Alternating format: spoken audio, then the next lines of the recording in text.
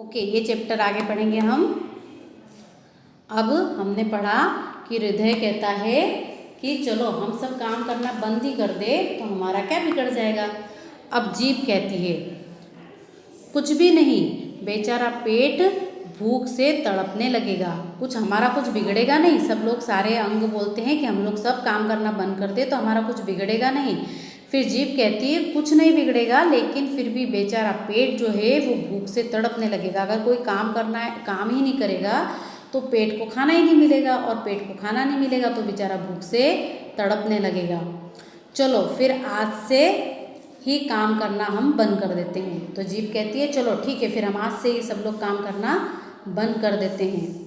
पेट कहता है कोई बात नहीं, मैं भी तो आप लोगों को ऊर्जा देने के लिए और स्वस्थ रखने के लिए काम करता हूँ। अब पेट भी कहता है कि कोई बात नहीं, आपको ऊर्जा, हम लोग को शरीर में ऊर्जा यानी हमको ताकत कहाँ से मिलती है बच्चों, हम खाना खाएंगे तभी तो हमको ताकत मिलेगी। तो पेट यही कहता है कि पेट ही तो रहता है जो खाना देकर और पूरे सारे शरीर के अंगों को ऊर्जा देता है, शक्ति देता है, ताकत देता है। तो इसलिए पेट भी कहता है कि ठीक है, मैं भी आप लोगों को ऊर्जा देने के लिए और स्वस्थ रखने के लिए काम करता हूँ। ठीक है ना, पेट ही तो है जो हमको ताकत देता है, ऊर्जा देता है, हमको शक्ति देता है, और स्वस्थ रखने के लिए भी हमारा पेट ही काम करता है। तो पेट भी कहता है ठीक है, कोई बात नहीं। फिर हाथ कहता है मैं आज पेट को खाना नहीं दूंगा। अब हाथ जो है वो कहता है कि मैं आज पेट को जो है खाना ही नहीं दूंगा। ठीक है, उसके बाद जीभ कहती है मैं भी आराम करती हूँ। जीभ कहती है ठीक है, जब हाथ मुझे खाना ही नहीं देगा तो जीभ में स्वाद कैसे जाएगा, इसलिए जीभ कहती है मैं भी आराम करती हूँ।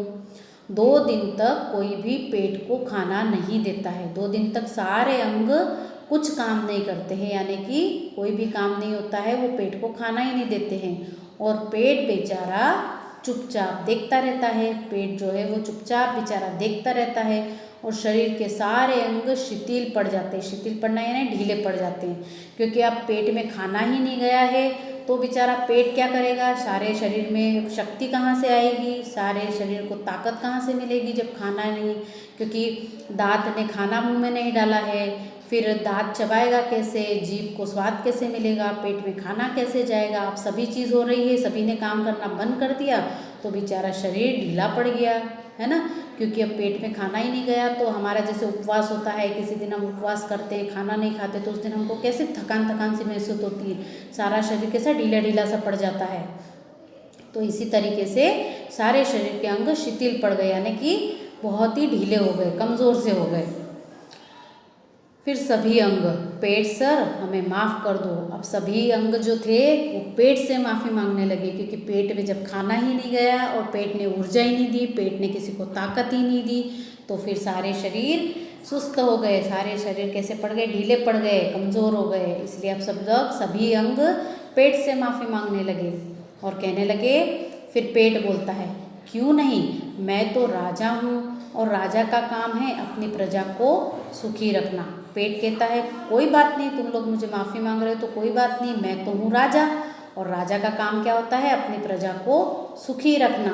मतलब राजा होता है, आप लोगों ने देखा ना, राजा हमेशा अपनी प्रजा के लिए, अपने लोगों के लिए, अपने देश के लोगों के लिए काम करता रहता है। इसी तरीके से पेट भी राजा है और वो अपनी प्रजा यानी शरीर के सारे अंग उनको सुखी रखने का काम करता है।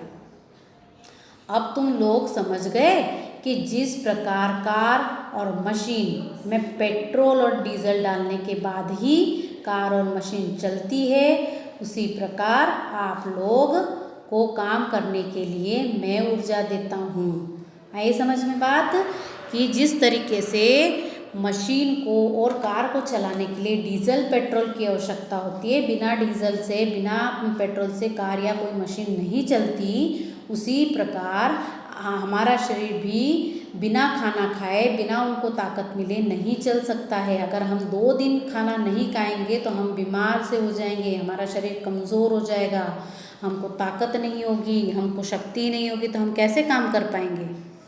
ओके,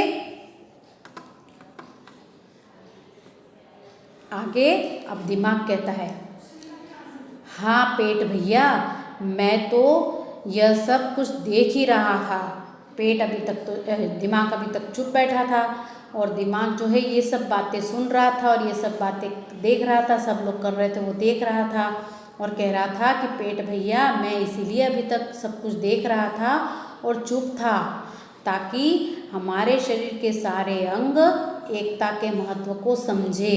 मेरा काम ही है सोच समझकर सही काम करना और उचित सलाह देना। दिमाग कहता है कि मैं तो सब कुछ अभी तक देख रहा था, चुपचाप सुन भी रहा था, पर पूरे शरीर को ये तो पता चले कि सारे अंग एक साथ काम करेंगे तो ही काम चलेगा, एकता के महत्व को समझेगा।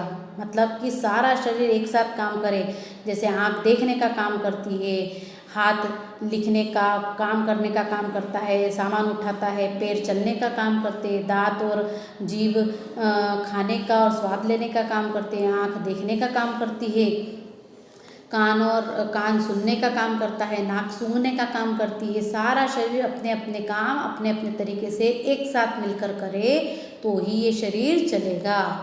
और इसलिए दिमाग कहता है कि मेरा काम ही है कि सोच समझकर सही काम करना। और दिमाग का काम क्या है? सोचना, कौन सी बात सही है कौन सी बात गलत है ये सोचकर ही काम करना और उचित सलाह देना, मतलब उचित निर्णय देना, सही निर्णय देना सभी अंगों को कि आप कौन सा काम कब करो। और सारे अंग फिर बोलते हैं हम सब एक है, हम सब एक है, और सारे अंग फिर समझ जाते हैं कि हम सभी एक है। जब तक हम सब एक मिलकर काम नहीं करेंगे तब तक काम पूरा नहीं होगा। जिस तरीके से कोई काम है अगर एक अकेला करता है तो वो काम शायद नहीं हो, लेकिन वही काम हम सब मिलकर करें तो काम जल्दी भी होता है और अच्छी तरीके से होता है। इसलिए एकता में ही बल होता है। एकता से एक होकर एक मिलजुल कर ही काम करना चाहिए। इसी तरीके से हमारा शरीर भी एक साथ कैसे चलता है देखा आपने? आया लेसन समझ में? ओके।